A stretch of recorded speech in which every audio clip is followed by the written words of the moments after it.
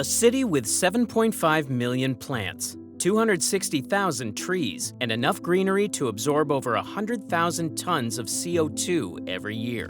This is Smart Forest City, a bold vision to build a self-sufficient urban ecosystem in Cancun, Mexico. It's not a glass wall in the desert. It's a living garden, powered by a ring of solar panels, fed by seawater turned fresh in the giant desalination tower, and designed to grow its own food for 130,000 people. Italian architect Stefano Boeri calls for a place where nature and technology work as one. Public parks, green roofs, canals, and farms woven into daily life. It could be the model for the cities of tomorrow, or another dream that fades when vision meets reality. Will this be the future we live in, or the one that got away?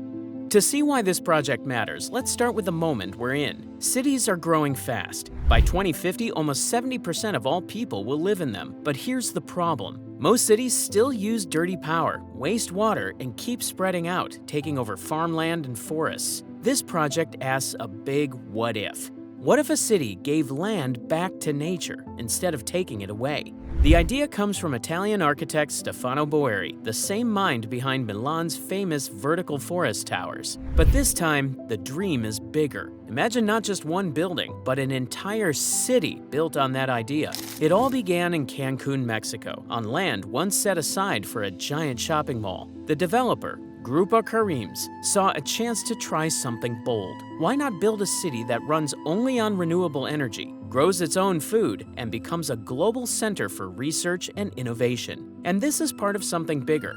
All over the world, people are racing to design the city of the future. Saudi Arabia has The Line, a $500 billion megacity in a straight line. Others are testing smart districts run by high-tech systems or even AI. But Smart Forest City chooses another path. It's not a tall wall of glass, it's a wide garden where nature and technology live side by side. The promise is clear, a cleaner, self-sufficient city that could be a model for others. But as we've seen before with projects like Masdar City in the UAE, not every green dream survives contact with reality. So, what makes this one different?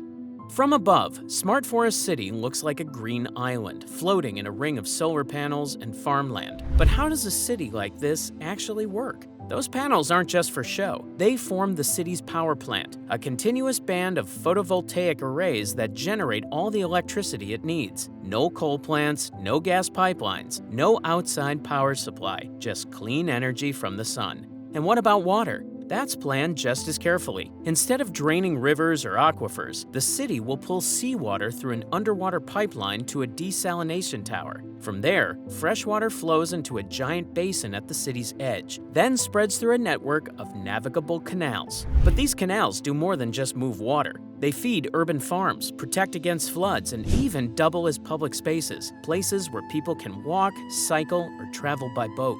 Many of these canals will be lined with aquatic gardens, designed not only for beauty, but also to absorb excess rainfall and act as natural water filters. It's infrastructure you can see and interact with, not something hidden underground. Inside the city, you won't see gas-powered cars. Why? Because all vehicles stop at the outer edge. Mobility inside is electric or semi-automatic, supported by a web of paths and green corridors. Every spot in the city can be reached by foot, by bike, or by using clean public transport. Food comes from within the city's own agricultural belt. Using hydroponic greenhouses and irrigated fields, the plan is to grow enough to feed all 130,000 residents. Waste from homes and businesses loops right back into the system, composted for farms, recycled for construction, or turned into energy. The goal is a closed-loop economy where resources are constantly reused, keeping waste to a minimum. And then there's the greenery itself. Imagine 7.5 million plants, from tall trees to tiny shrubs, spread across parks, gardens, rooftops, and even climbing up walls. Together, they work like a giant living air filter, cleaning pollution from the sky and keeping the city cool. Among them are 260,000 trees and over 400 carefully selected species, chosen by botanists to promote biodiversity and adapt to the Yucatan climate. This green network will absorb 116,000 tons of CO2 every year and store another 5,800 tons, creating a perfect balance between built space and nature while providing shade, wildlife habitats, and healthier air for residents. This is not just landscaping. This is urban design as an ecosystem. But making it real? That's another story. First, the money. No one has shared an official budget, but experts say it will cost billions. Grupo Carrimes is leading the investment, but it can't do it alone. Universities, tech companies, and partners from around the world will need to join. Without them, the Research and Innovation Hub, a key part of the vision, may never happen. Second, the politics. Yes, the land is privately owned, but turning it into a home for 130,000 people takes more than just a blueprint. It needs government approvals, environmental reviews, and new zoning laws. These steps take time and can easily stall if politics shift. Local authorities will also be watching how the city handles biodiversity protection, since the Yucatan Peninsula is home to sensitive ecosystems. Third, the risk of exclusivity. Big projects often promise affordable homes, but later push out the people they were meant to help. If Smart Forest City becomes a playground only for the rich, it will fail its mission before it even begins. And finally, the question of delivery. History is full of eco-city dreams that shrank or died once the price tag grew or excitement faded. The Line, Masdar City, Songdo in South Korea all had to cut back when vision met reality. So while the engineering is impressive, the challenge is less about technology and more about staying the course. If this city is to succeed, it needs more than trees and solar panels. It needs long-term commitment, stable funding, and a clear plan for the people who will actually live there.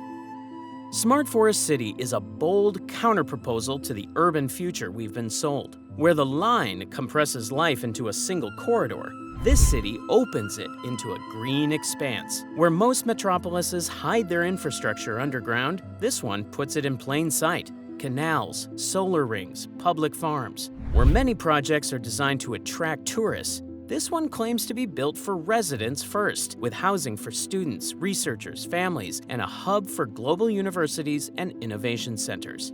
If it works, it could set a powerful example that cities don't have to sprawl endlessly or choke on their own emissions, that urban growth can actually restore nature instead of destroying it. With 400 plant species, advanced water management, and a zero-waste cycle, it promises to give land back to the environment. But if it fails, if funding dries up, if the vision is watered down, if the city becomes an elite enclave, it will join the long list of eco-utopias that promise too much and delivered too little. Right now, it stands at a crossroads. Plans are drawn, the land is ready, the technology exists. The approvals, the partnerships, and the commitment to keep it inclusive, that's what will decide if this vision takes root or disappears. So what do you think? Is Smart Forest City the green revolution our future needs, or just another ambitious dream that may never take root? Could you see yourself living in a place where nature and technology truly work as one? Let us know your thoughts in the comments below.